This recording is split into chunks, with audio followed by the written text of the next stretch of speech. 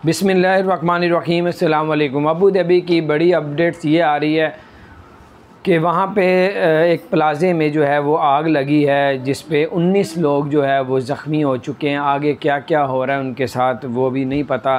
19 लोग Abu Dhabi में अजमान वाली साइड पे एक प्लाज़ा है जहाँ पे आग लगी है।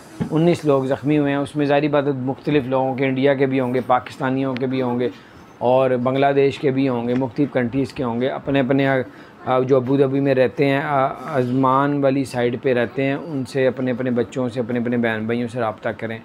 अल्लाह न करे, अल्लाह खैर खैरियत से रखे सारे मामला।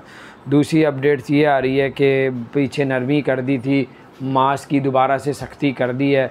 जो लोग अब मास्क नहीं पहनेंगे इंडोर, उनको जो है 3000 दिरहम का फ़ौरी तौर पे जुर्माना कर दिया जाएगा। ऐसे जुर्मानों से, ऐसे हादसों से आप बच सकते हैं अगर आप एहतियात करें। अपना ख्याल रखें, चैनल को ज़रूर सब्सक्राइब करें।